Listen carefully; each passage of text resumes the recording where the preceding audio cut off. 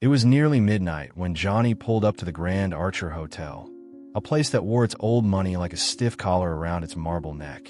He'd been on the road for hours, hat pulled low, coat dusted with road salt, boots scuffed enough to draw side eyes at the lobby door. The valet didn't move when Johnny stepped out, just stared, squinting at the beat-up truck idling at the curb. The kid couldn't have been more than 20, but the uniform and the gold trim on the revolving door made him feel like a gatekeeper. Johnny tugged his bag from the passenger seat, slung it over his shoulder. "Evening," he said, voice polite but dry from the cold. The valet sniffed. "We're full, sir." Johnny smiled, that half-smile that once sold 1 billion tickets. "You sure about that?" "Fully booked." The kid insisted, eyes flicking to Johnny's boots, his wrinkled shirt, the tiny tear at the elbow of his old flannel coat. "No red carpet here." Inside the gleaming lobby, a manager with slick hair and a pinched mouth watched through the glass. His name tag read Carlton. He didn't like problems after 10 o'clock. Johnny caught Carlton's stare and raised a hand in a lazy wave. Carlton pushed through the door with a size sharp enough to slice the night. "Sir, do you have a reservation?" Carlton asked. The word "sir" sounded like an insult. Johnny set his bag down gently on the icy concrete. "Didn't know I needed one. Thought you'd have a room for a man who's been driving 12 hours. Carlton's smile was thinner than the valet's patience. "I'm afraid our policy is quite clear, sir. No reservation, no room." Behind Johnny, the street hummed with late-night taxis and the last echo of a city winding down. He looked back at the warm lobby, chandeliers, polished floors, the faint smell of expensive cologne drifting out the door. Then he met Carlton's eyes, calm as a winter pond. "Sometimes," Johnny said softly, "the man who looks like trouble is the only reason you're not in it yet." Carlton didn't flinch, but the valet did. Something in Johnny's voice made him glance away, suddenly unsure if the man in front of him was a drifter or something else entirely. For a heartbeat, no one spoke. The valet shifted his weight from foot to foot, wishing he could disappear into his brass-button jacket. Carlton, though, just smoothed his tie, confident the marble walls were on his side. "I'm sorry, sir," Carlton said, voice dripping forced politeness. "Our guests expect a certain standard." Johnny raised an eyebrow. "A standard?" He looked past Carlton through the glass. The lobby gleamed like a jewelry box. Businessmen in press suits laughed over bourbon.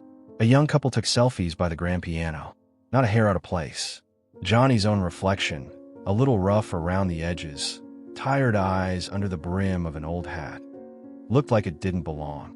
Carlton lowered his voice, leaning in so only Johnny could hear. "This is not that kind of hotel. Maybe you'd feel more comfortable elsewhere." Johnny smiled at that, a slow, wolfish curl of his lips. Not angry, just amused. "Maybe I would. But I'm here." He stepped closer, voice dropping just enough to make the valet lean forward too, hungry to catch every word. "Tell you what, run my card. If there's a problem, I'll walk. No fuss." Carlton hesitated. He didn't like the way Johnny looked so sure, like he could stand there all night and never blink first. The valet cleared his throat, desperate to break the tension. "Mr. Carlton," maybe, the kid tried. "Stay out of this," Carlton snapped, then turned that polished smile back on Johnny. "One night. That's all we can do." Johnny gave a small nod, as if he'd just won something bigger than a warm bed.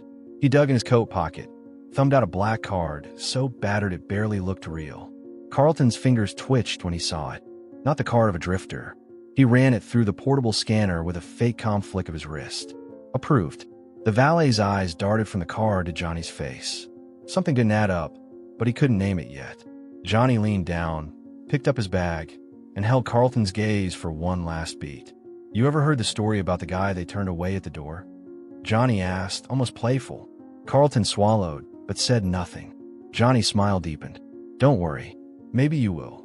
And he stepped past the polished threshold, the lobby's warmth swallowing him up, leaving the two uniforms blinking at the glass, a storm they couldn't see, yet already humming under the marble floors. Johnny crossed the lobby at an easy pace, boots tapping across marble older than the valet's whole life.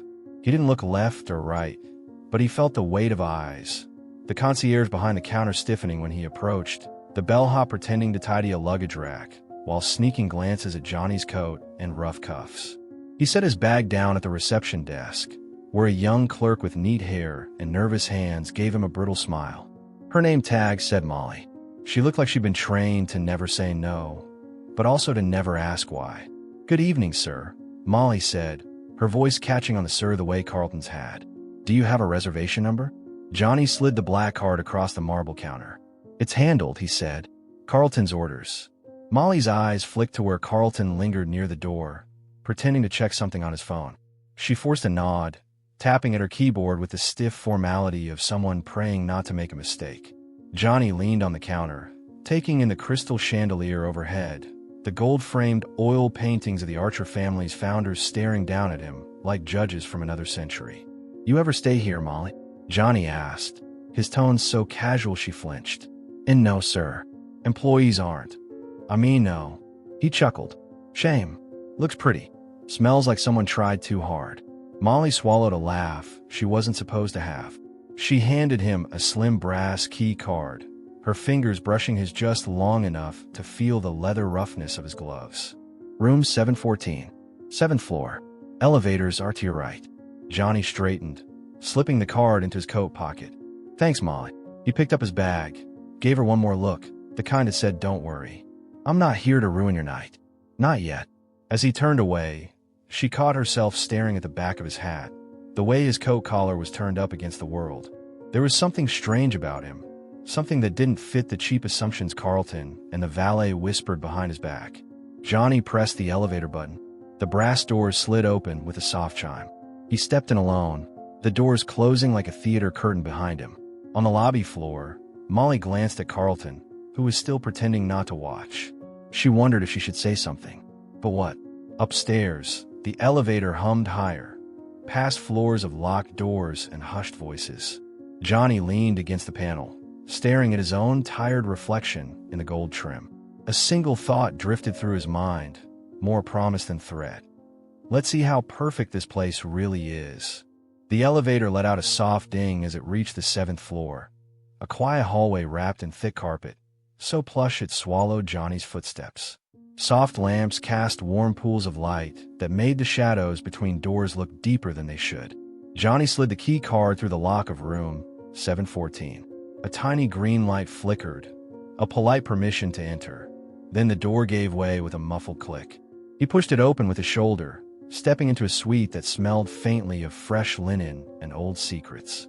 It was the kind of room that wanted to feel expensive. King-size bed with crisp white sheets, a vase of half-wilted orchids on the low table, a giant window that framed the city's distant glow. But there was a coldness under the polish, the kind that clung to the corners, to the faint scratch on the dresser, the old cigarette burn hidden behind the curtain hem. Johnny dropped his bag by the foot of the bed. He stood there for a moment, hat still on, scanning every inch like a detective casing a crime scene. He could almost hear the laughter echoing down from the lobby, the little hush in their voices when they'd sized him up, decided what box he belonged in. He shrugged off his coat, draped it over the back of the single chair by the window, then stepped into the bathroom. The mirror flickered once when he flipped on the light, a tiny buzz in the bulb that didn't match the hotel's polished promises. He washed his hands, the water running too hot at first, steam curling around the edges of the mirror until it blurred his face to a ghost. He leaned in close, wiped a clear patch with his palm. There he was, road-weary eyes, a day's worth of stubble, the faintest smirk like he was in on a joke nobody else got yet. Outside the bathroom, he heard it. A soft knock on his door. Then another, sharper this time. He dried his hands on the stiff hotel towel, stepped back into the suite, bare feet silent on the carpet. He opened the door just enough to see the valet, the kid from outside, standing there, hat in hand, eyes wide like he'd already decided this was a bad idea. Sir," the valet stammered, voice barely above a whisper. "Mr. Carlton asked me to check if you needed anything." Johnny tilted his head, watching him squirm. "That's so." The valet nodded. His eyes darted over Johnny's shoulder, taking in the plain room, the unzipped bag spilling a mess of handwritten notes and an old guitar strap. Johnny gave him a slow smile, one that was kind but sharp at the edges. "I need one thing." The valet swallowed hard. "Anything, sir."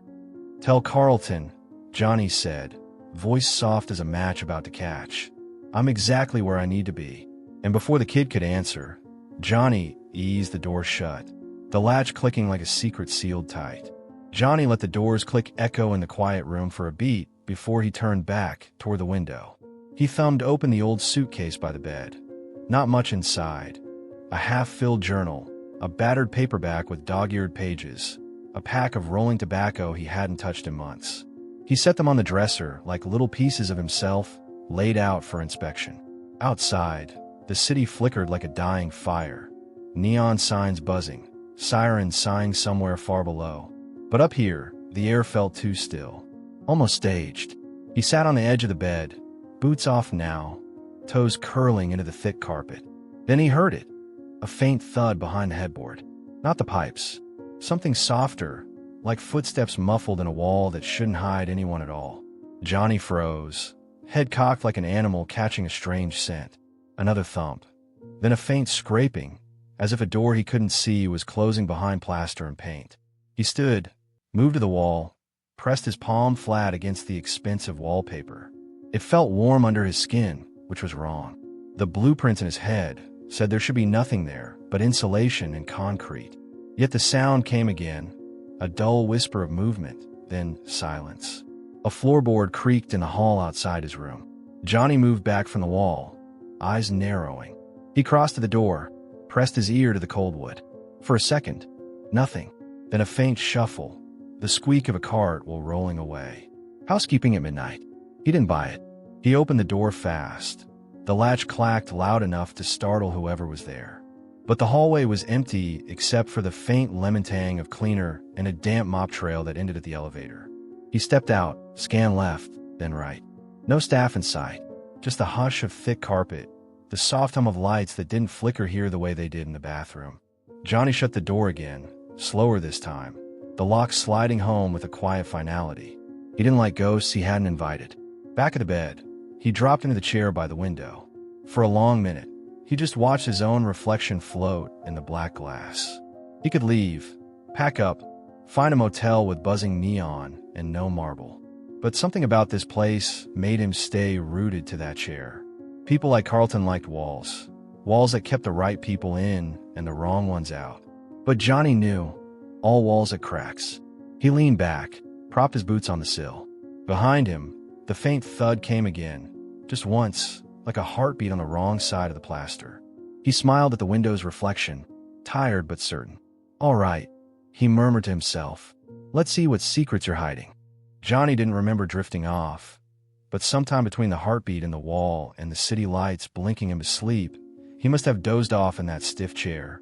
He woke to an odd sound. Not the whisper behind the headboard this time, but a sharp metallic buzz that jerked him fully awake.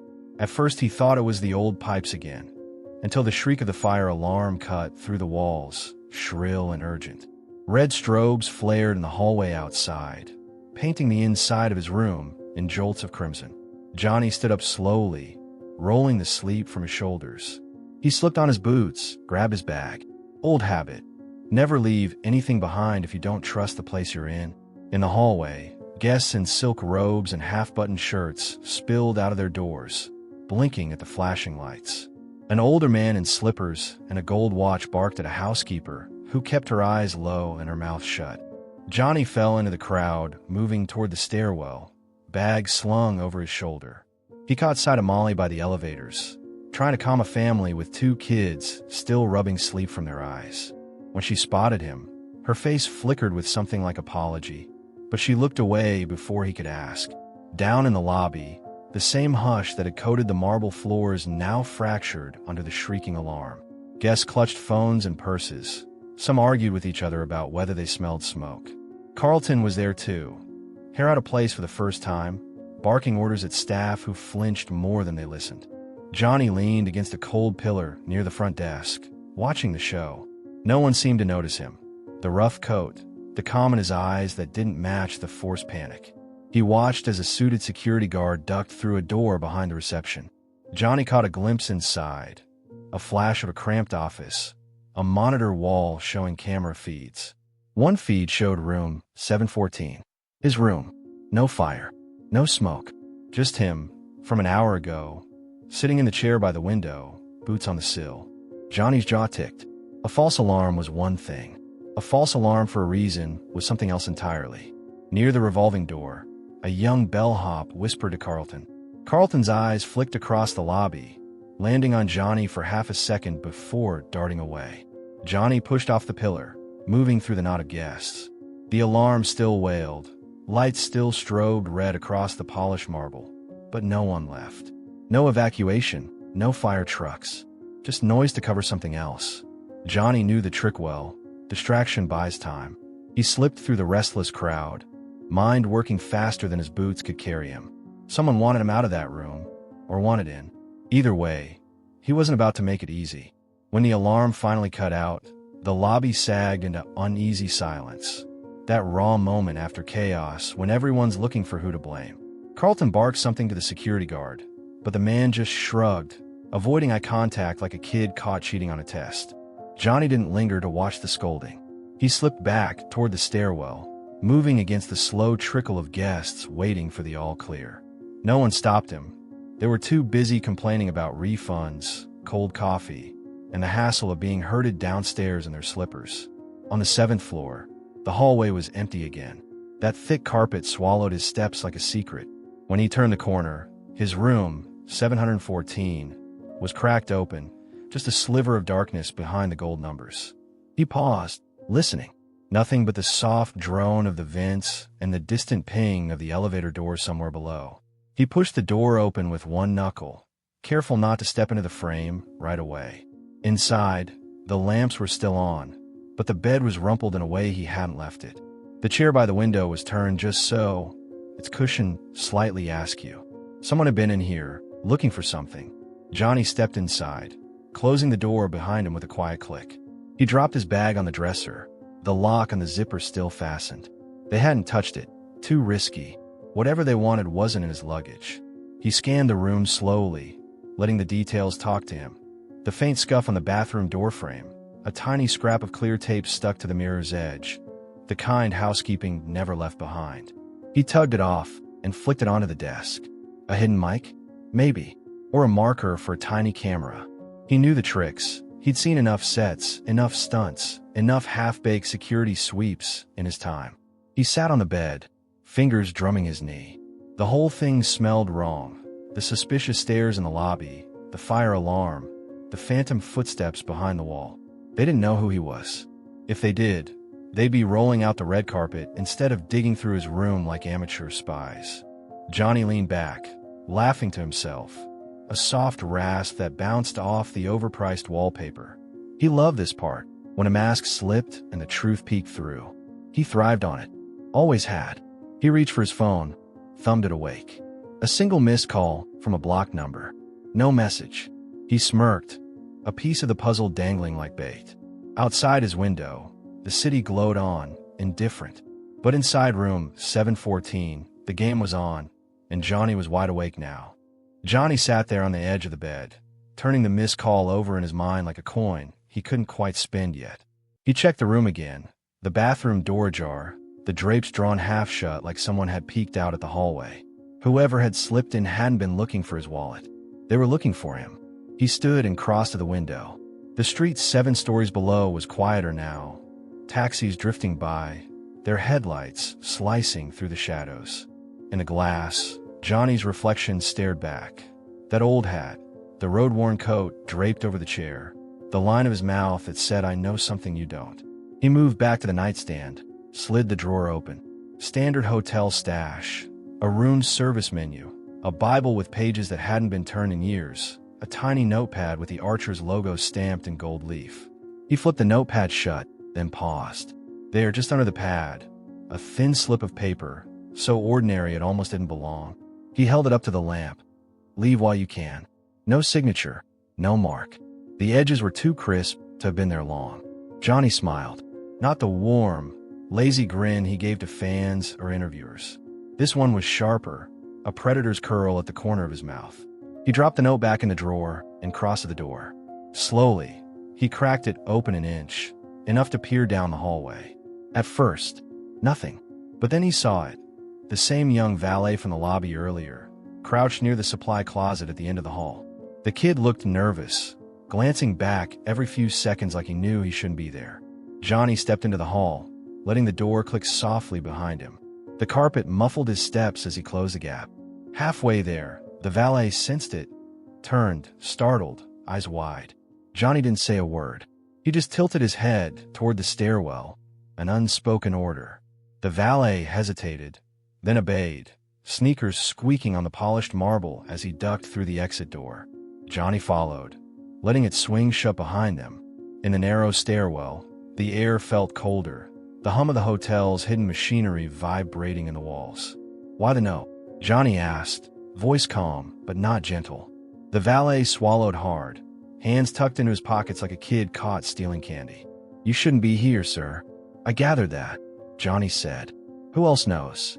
The valet's eyes darted to the door, the only way out. "They said you were just some drifter. Said you'd leave if they rattled you enough."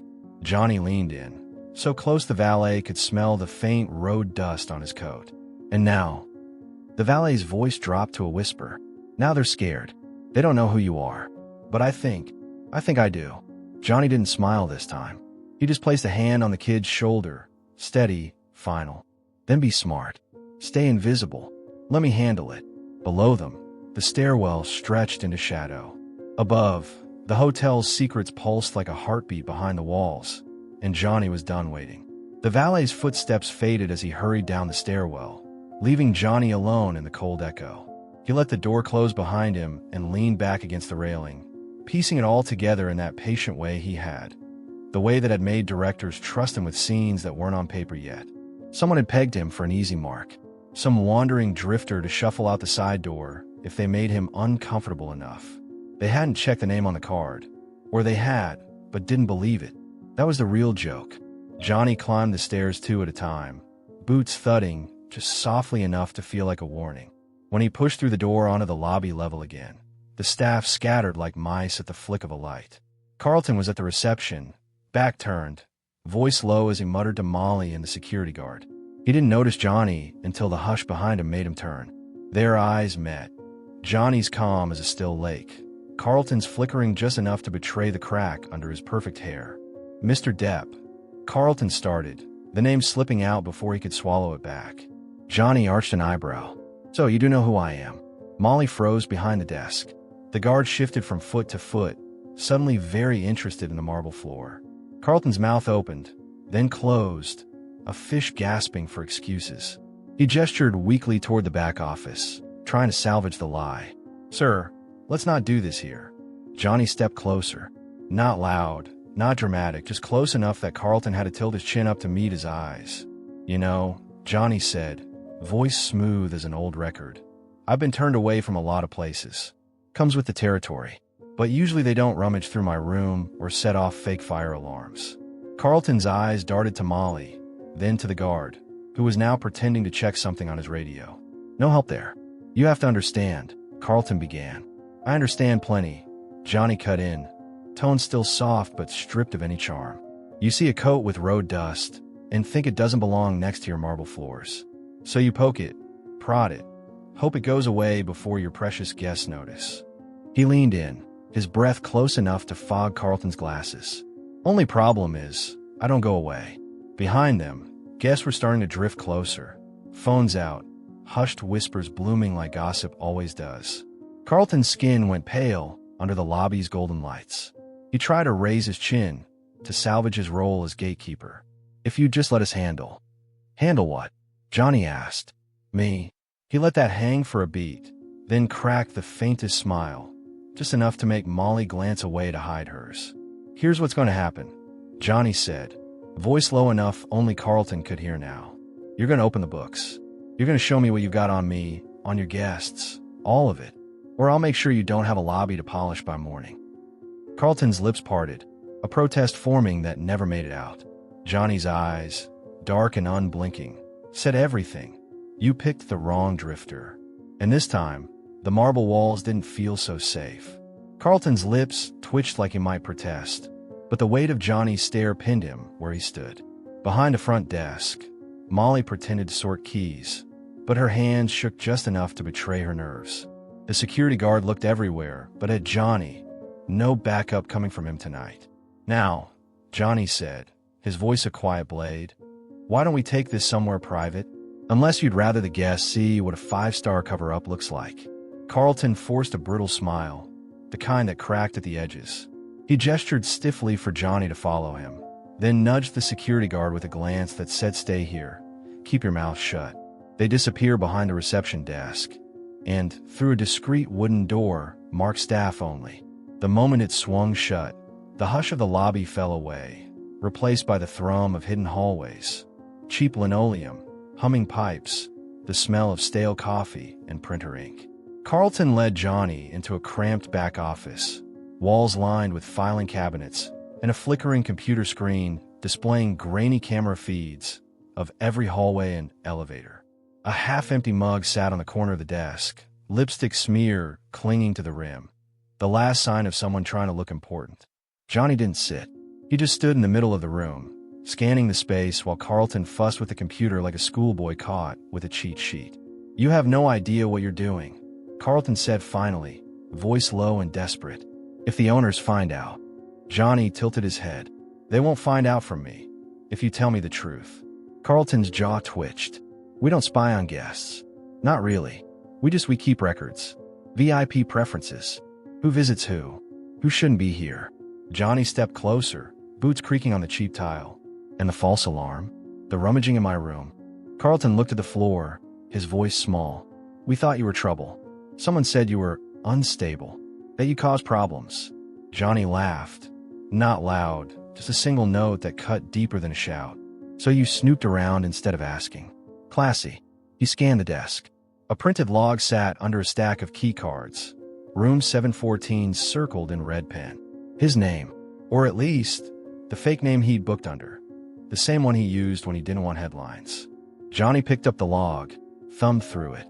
Names, times, odd notes scribbled in the margins. Argued with staff, asked for extra towels, VIP comp drinks. The hotel was a fortress of secrets, carefully cataloged for the right bidder. Carlton reached for the papers, but Johnny's stare froze him mid-grab. "You ever think," Johnny said, voice calm and almost kind, "that maybe the real trouble isn't who you let in, it's who you keep out?" Carlton said nothing. He just sat there, small behind his big desk. Johnny pocketed the log, turned for the door. "You'll hear from me again, Mr. Depp." But Johnny was already gone, the door clicking shut behind him. Out in the hallway, the hum of secrets buzzed in the walls. He wasn't done yet. Not by a long shot. Johnny slipped back into the hallway, the door's latch clicking behind him like a quiet promise. He'd be back for Carlton if the man didn't clean up his mess. He moved past the humming vending machines and faded staff posters tacked to the walls. Back here, the Archer's polished glamour felt like cheap makeup. It didn't hide the rot underneath. In the lobby, the late-night crowd had thinned to a few bleary-eyed guests waiting for fresh room keys. Molly caught Johnny's eye as he passed. Her mouth twitched like she wanted to say something, but she stayed behind the desk, trapped in her careful smile. He pushed through the side door, stepped into the humid pulse of the loading dock behind the hotel. Here, the neon sign glowed half-dead, the air thick with the scent of stale fryer grease from the attached bar kitchen. A lone maintenance worker, smoked by a stack of crates, his eyes wide when he clocked Johnny stepping out of the shadows. "Hey," Johnny called, voice soft but edged. The man flinched, flicked his cigarette into a puddle. "Relax. I just need a word." The maintenance guy, a wiry man in oil-stained coveralls, glanced back at the delivery bay door like he might bolt. But Johnny stepped closer, palms open, posture easy. "I'm not here to get you fired. I just want the truth." The man swallowed. "About what?" "About the fire alarm. And the room check." "Who tipped you off?" Johnny asked, watching every twitch of the man's eyes. The worker shifted his weight, eyes darting to a security camera half hidden under a rusted awning. "It wasn't me," he muttered. "I just reset the alarms when Carlton says so." "Then who says so to Carlton?" The worker hesitated. His thumb scraped grease off his palm in nervous circles. "Look, there's a guy. Comes in every couple weeks. Never checks in. Just leaves envelopes. Half the staff's scared to say no." Johnny's eyes narrowed, that coiled grin curling back to life. "A fixer. More like a ghost.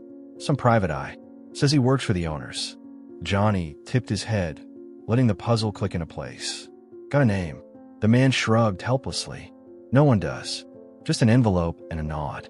He was here tonight. I saw him on the service cams." Johnny slipped him a folded 20. "Good man." The worker tucked the bill into his pocket, relief softening the tight line of his shoulders. Johnny turned, stepping back into the hum of the city. Behind him, the Archer's marble walls glowed soft and silent.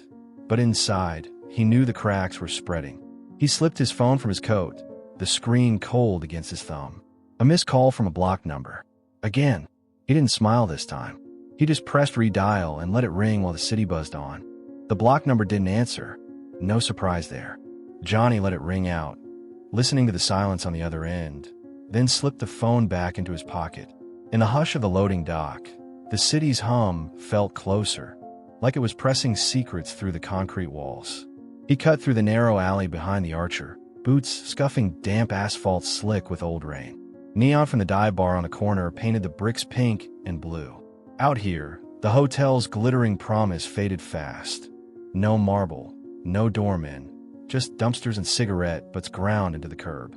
Halfway down the block, he spotted it. A black sedan idling by the curb, windows tinted darker than the streetlights could pierce. No plates on the front, no rental sticker on the windshield. A ghost car, Johnny thought, a smirk twitching at the edge of his mouth. He crossed the street slow, casual, like a man out for a smoke. The driver's silhouette didn't flinch, just sat there behind the wheel, one hand drumming the glass in a lazy rhythm. Johnny circled the car once. No rush, letting his boots crunch gravel loud enough to be a warning. He stopped by the passenger window, tapped once. The window slid down just enough to show a pair of eyes, pale, sharp, the kind that didn't blink much.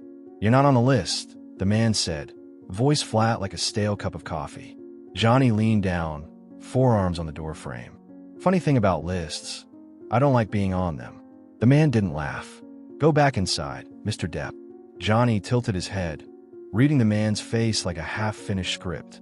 "You boys always pull alarms to check my luggage? Hide mics in the lamps? That your boss's idea of hospitality?"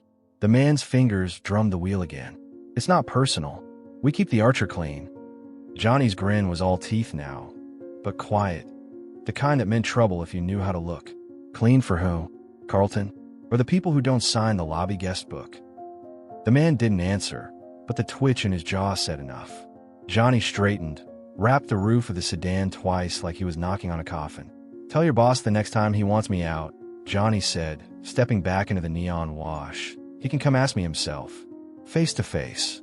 The man's eyes flicked away, to the mirror, to the street behind Johnny. His hand slipped to the gear shift, but Johnny was already walking away. Coat collar turned up against the cold, the city's buzz humming in his chest like a secret waiting for daylight. The car's engine purred into gear, slipped off down the block. Johnny didn't watch it go. He had what he needed, and more than enough reason to stay exactly where he wasn't wanted. Johnny slipped back through the side entrance of the Archer just before 3 a.m., the city's neon glow still flickering behind him like a dare. The lobby was nearly empty now, the late-night drinkers long gone to bed, the cleaners dragging their vacuums in tired circles over marble that never stayed clean for long. Behind the front desk, Molly stood alone, her eyes flicking up from a stack of check-in slips when she heard the soft click of the door. For a second, her tired face brightened with something like relief. Then she smoothed it over with the same polite mask she'd worn since he'd checked in. Johnny didn't bother with small talk. He walked right up to the desk, palms braced on the cool marble, his gaze steady enough to pin her in place. "Molly," he said, voice low so the cameras overhead wouldn't catch more than a murmur. "You got a minute?" She hesitated, glancing over her shoulder at the empty lobby, at the shadow of the hallway Carlton had vanished in hours ago. When she turned back, her voice was paper thin. "I'm on shift. Take a break," Johnny said. "I think you've earned it." She hesitated only a moment longer before she slipped out from behind the desk, her key card jangling against her belt. She led him through a side hallway, past a door marked Staff Lounge. Inside, the hum of vending machines and the stale scent of burnt coffee filled the cramped room. A single flickering bulb threw pale light over old lockers and a chipped table ringed with stale sugar packets. Molly perched on the edge of the table, arms folded tight over her chest. Johnny leaned against the lockers, watching her carefully. The way her foot tapped the floor, the way her eyes refused to settle on his. "Who tipped them off about me?" Johnny asked. No accusation in his tone, just a quiet demand for the truth. Molly exhaled, the lie slipping out first like an old habit. "I don't know what." "Molly." His voice cut the lie clean in half. Her shoulders sagged. "It's Carlton," she whispered. "And the man in the car. He comes every few weeks. They call him the cleaner. He checks up on problem guests. Make sure nobody asks questions they shouldn't." Johnny tilted his head, the shadows sharpening the lines of his tired face. "And what's he cleaning up exactly?" She met his eyes finally, the tremor in her chin betraying the secret she'd been forced to carry. "Everything. The owner's cover for people. Big spenders, politicians, execs. Things happen in the penthouses that never hit the ledger. If someone notices, they're pushed out. Quietly." Johnny let that sink in. He could feel the pulse of the hotel through the walls. The secrets breathing just under the marble. "And me?" he asked. "You didn't look like you when you walked in," Molly said softly. "They thought you were just a vagrant. And when they found out who you were..." Johnny finished it for her, a ghost of a grin at the corner of his mouth. They realized they picked the wrong drifter. Molly nodded, shame flickering in her eyes. "I'm sorry, Mr. Depp. I never wanted to." He cut her apology short with a gentle wave of his hand. "You did what you had to, but they messed with the wrong man." He pushed off the lockers, his coat brushing her knee as he passed. "Stay ready, Molly," Johnny said, voice a whisper as he slipped back toward the door. "This place is about to learn what happens when secrets don't stay buried." Johnny slipped out of the staff lounge, the stale light behind him flicking off as Molly cracked the door shut. In the hush of the back hallway, he could feel it, that pulse of adrenaline humming through the Archer's marble bones. This wasn't just a hotel anymore. It was a stage, and Johnny knew how to play for an audience, even when they didn't know they were watching. He moved fast, down the service corridor, past the humming laundry chute, the hiss of pipes behind cheap drywall. He stopped by the door to the maintenance supply, the same spot he'd found the kid with the note. Inside, he flipped on the single bare bulb overhead. Shelves of spare bulbs, old vacuum hoses, half-empty cans of paint. Johnny scanned the room until he found what he wanted, a battered rolling cart, the kind housekeeping used for fresh linens. He tugged it out, checked its storage bins. Perfect for tucking something away where only the curious would find it. From his coat pocket, he pulled the tiny hidden mic he'd peeled off his mirror earlier.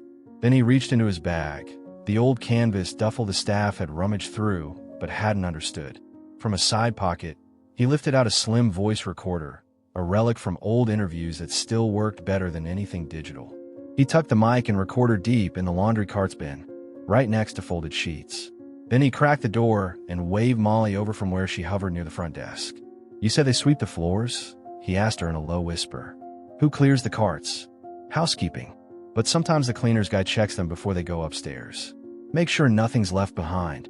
Johnny grinned. "Good. Then they'll find this." He slid the cart back into the supply closet, but angled just so the recorder's tiny red light would be visible if you looked close enough. Not obvious. Just bait for a man paid to notice what he shouldn't. Molly bit her lip. "What's on it?" Johnny tapped his temple. A conversation Carlton wouldn't want on tape.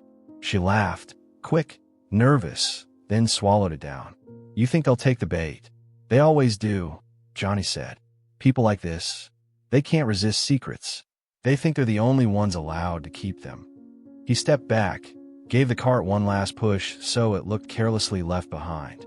Then he tipped his head toward the staff door. "Get back to the desk, Molly. Pretend you don't know a thing. When they bite, you call me." "Where will you be?" she asked. Johnny cracked that half smile that made makeup artists on set forget their lines. "Where I always am," he said. "Exactly where they don't want me."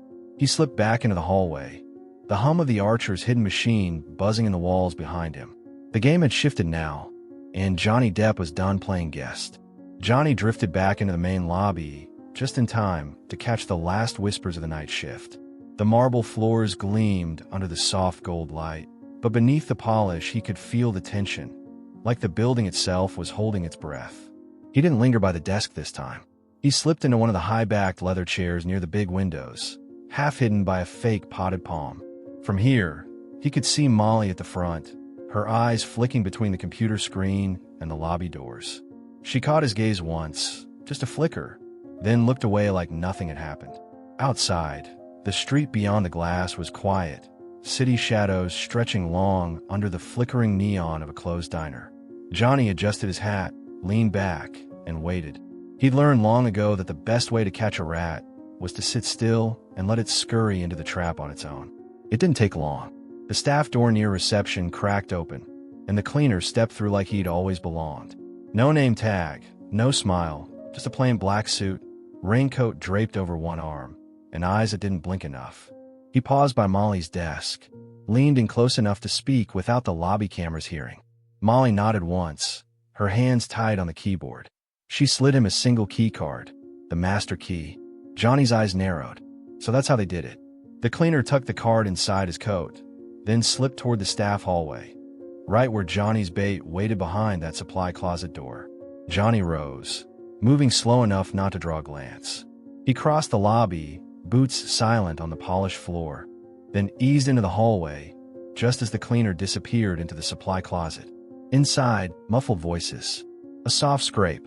The rolling cart's wheels nudged free. Johnny leaned against the wall, close enough to catch the echo of a low curse when the cleaner spotted the blinking red light.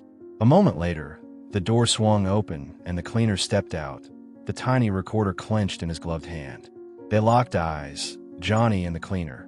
The moment stretched taut, silent but full of barbed wire. "Lose something?" Johnny asked, voice casual, like they were two old friends meeting over bad coffee. The cleaner didn't answer.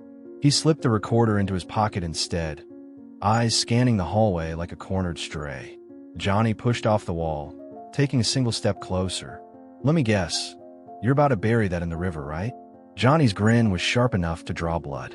"Problem is, you're not the only one with copies." The cleaner's eyes flicked to the security camera mounted at the end of the hallway. It wasn't even on, just a dead bulb behind a plastic dome. But he didn't know that. Johnny let him believe. "You think you're untouchable," the cleaner hissed, voice low enough to vanish under the hum of the vents. "No," Johnny said, almost gentle. "I think you're about to be." For a heartbeat, they just stood there, a showdown in the archer's pretty guts, secrets pressed thin between marble and drywall.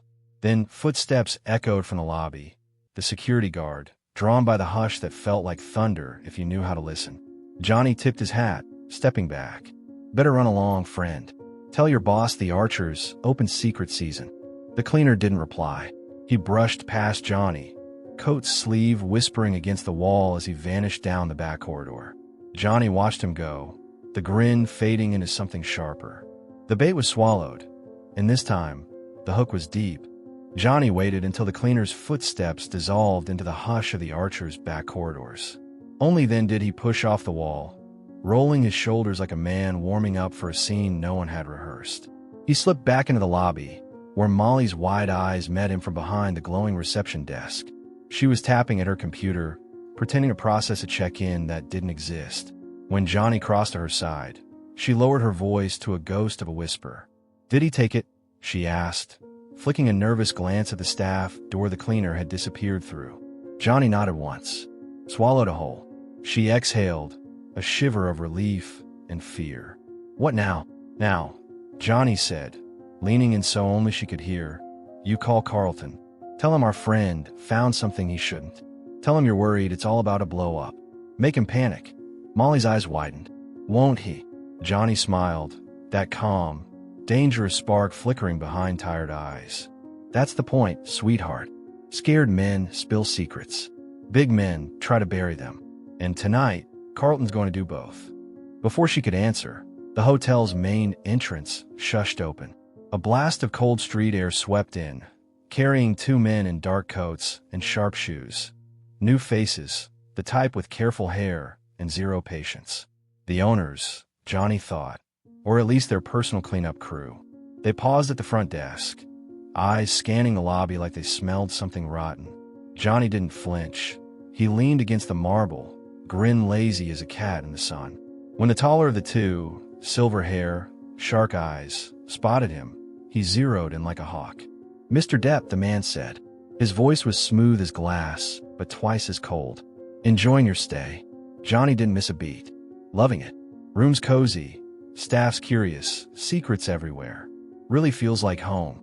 The man's smile didn't touch his eyes. We heard there's been confusion. We'd hate for any misunderstanding to tarnish your impression of the Archer. Johnny tipped his head, that half-smile sharpening to a blade. Oh, I think you've done a fine job of that yourselves. A flicker of annoyance crossed the man's polished face, gone in an instant. He leaned closer, voice so low Molly had to lean in to catch a word. Mr. Depp, I'd advise you to drop whatever game you think you're playing. People pay good money for the privacy this place promises. Johnny's grin cracked wider. People pay good money to keep me quiet too. Doesn't mean I listen. The shorter man, bulkier, shifted beside his boss, the muscle behind the manners.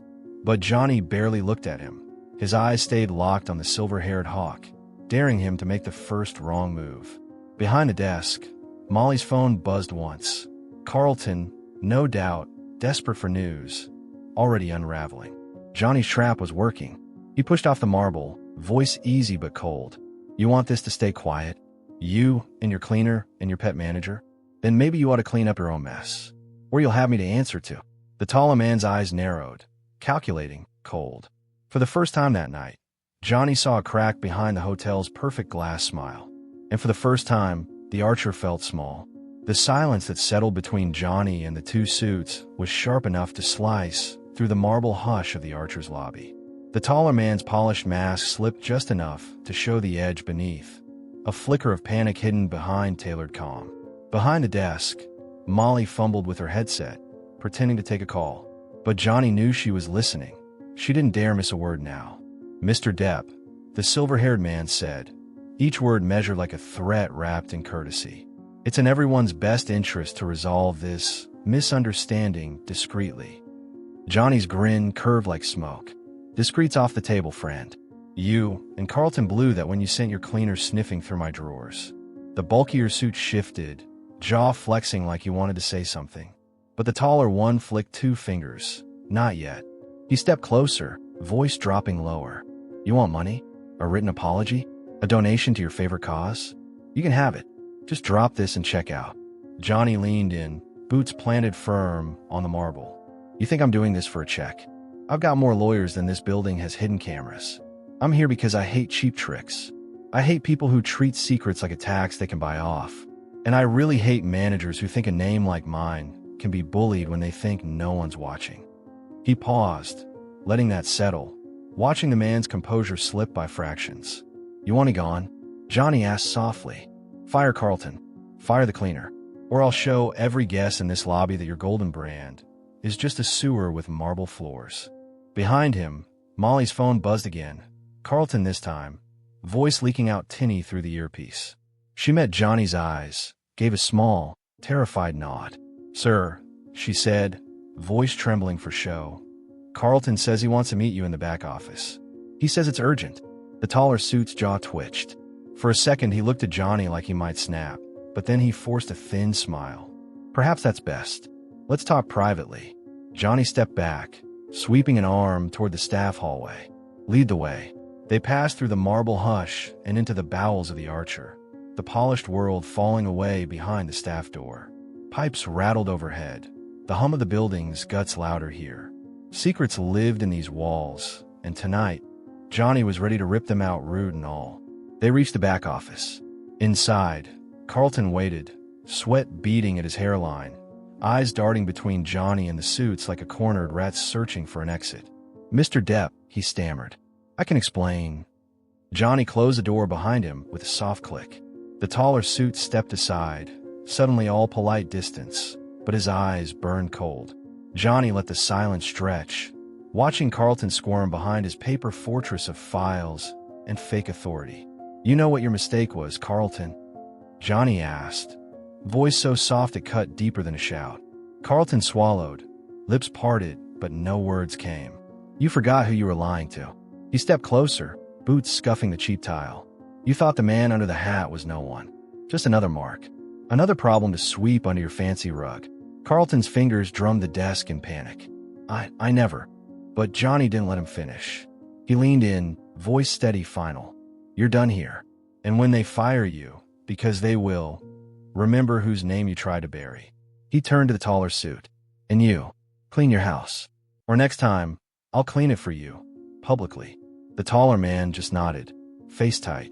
He'd lost. They all had. Johnny stepped back into the hallway, the hotel's secrets echoing behind him.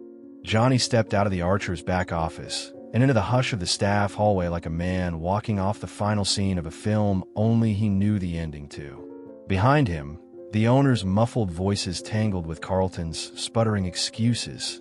None of it mattered anymore. Not to him. Molly was waiting just outside the staff door, eyes wide, breath caught in her throat like she'd been holding it since the moment he'd disappear behind that door. It's done, Johnny said softly, his voice carrying the calm of a man who'd carried too many secrets to be shaken by one more. She looked at him, trying to find words that wouldn't sound too small. Are they gone? Johnny gave her a tired half-smile. They're ghosts now, the kind that haunt their own mirrors. She laughed, a small, trembling thing, then covered her mouth like laughter wasn't allowed in this corridor that smelled like stale coffee and hidden truths. What happens now? She asked.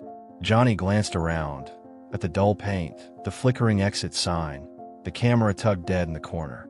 Now you watch. The Archer will slap on a fresh coat of paint.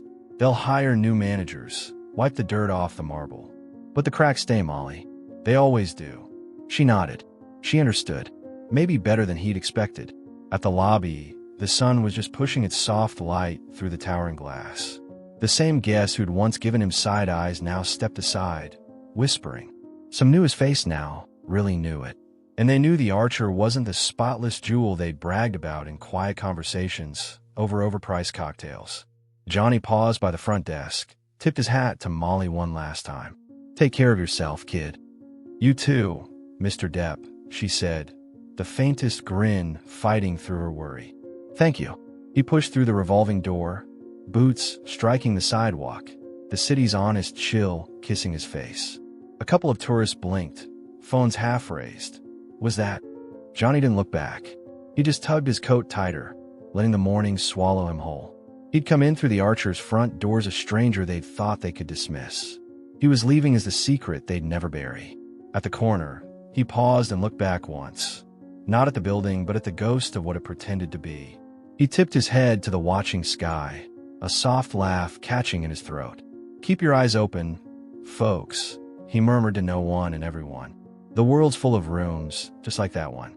Never forget, the truth always finds the light. Thanks for staying till the end. If you want more raw, untold stories that peel back the shine, hit subscribe, drop a comment, and don't forget to ring the bell. You never know whose secrets we'll uncover next. Thanks for staying till the end. If you want more raw, untold stories that peel back the shine, hit subscribe, drop a comment, and don't forget to ring the bell. You never know whose secrets we'll uncover next.